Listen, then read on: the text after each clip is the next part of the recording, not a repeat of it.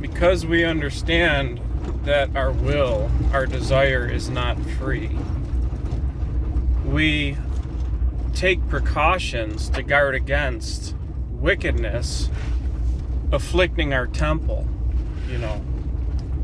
And people, when we were homeschooling our kids, people that we cared about, lots of people we didn't know, people in general, they would say, it's not good to shelter your children. They got to experience things, They got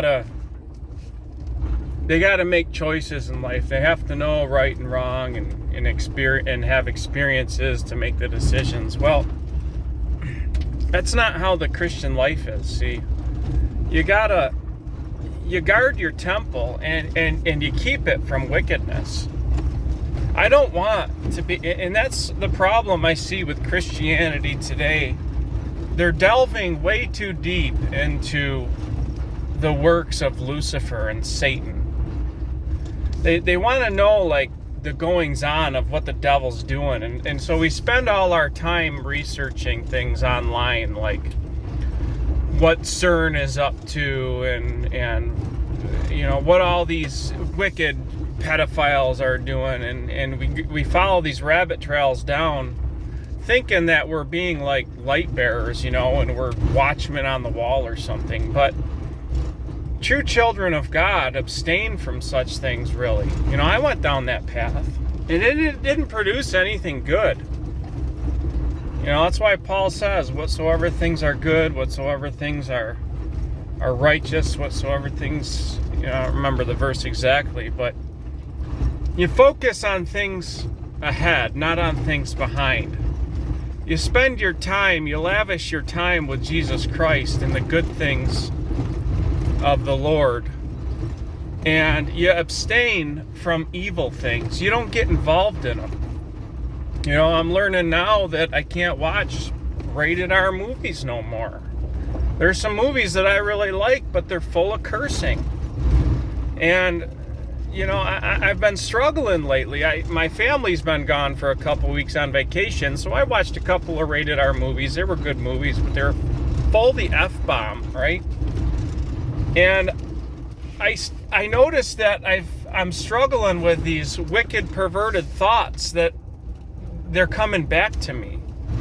And I haven't had this issue in a while, but the past couple weeks with my wife gone and watching a couple of these movies and just these F-bombs, that it's like these people are speaking this curse into me,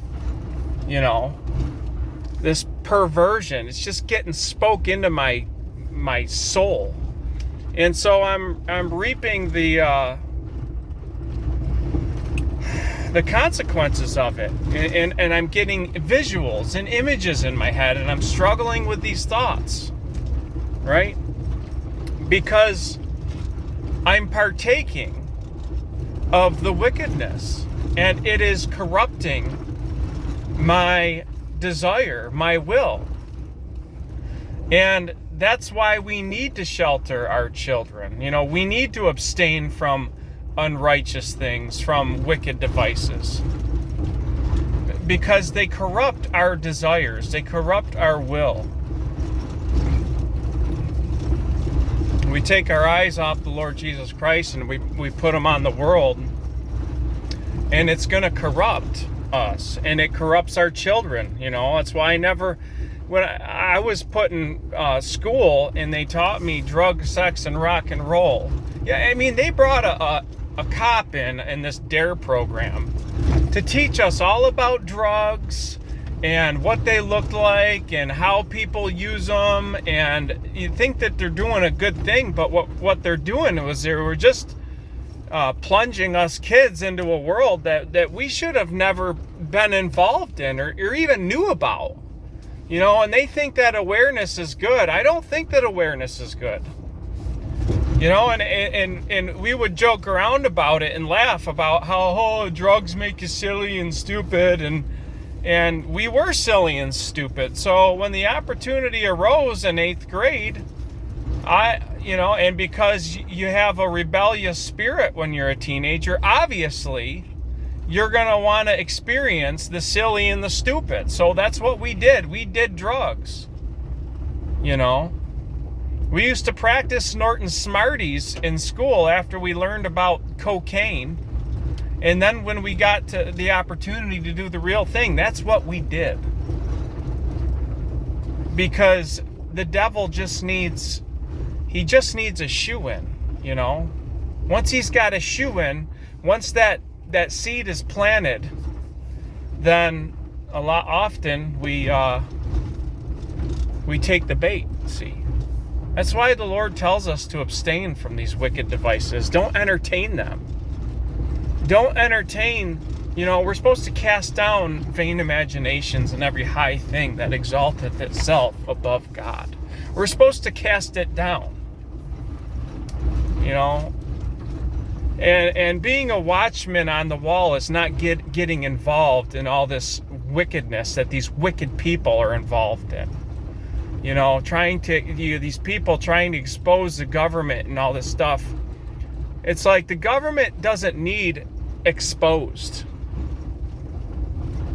The doctrines of Jesus Christ need to be exposed. We need to expose ourselves to the true doctrines of Jesus Christ, so that his people are aware that they have the knowledge, the righteous knowledge, where they can transform their families and themselves. And they can learn to abstain from these wicked things, not partake of them, and that their will and their desire is converted and they are directed towards Jesus Christ. And once we and our families are converted by the true doctrines of Jesus Christ, then our churches will be converted. Then our local governments will be converted. Then our schools will be converted. And then the Lord will convert our federal government. That's how it works, see? God gives his people the government that they deserve. The government doesn't need to be exposed. God's people need to be exposed. And that only comes by sound doctrine, understanding that our will is in servitude to either righteousness or unrighteousness, you know? And that's why we have to shelter ourselves, and that's why we have to shelter our kids. We don't have to expose our kids to wickedness so that they understand things. We need to keep them from it. That's why I don't allow my kids into public school. I don't want them to learn about drug, sex, and rock and roll. My kids, my 13 and 14-year-old kids, if we're watching TV and there's some people on there smooching, they'll turn their heads.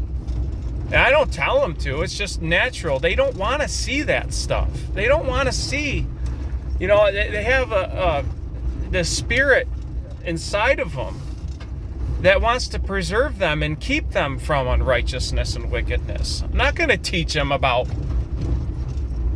masturbation and all this stuff so they can go experience that. I'm going to keep them from it. You know, that's what being holy's about. It's abstaining from these wicked things, not revealing them. Not planting seeds of unrighteousness and wickedness in our children and in our own minds. You know, and the older I get, the more I learn to abstain from the flesh so that it doesn't corrupt my will, my desires, the better off I am.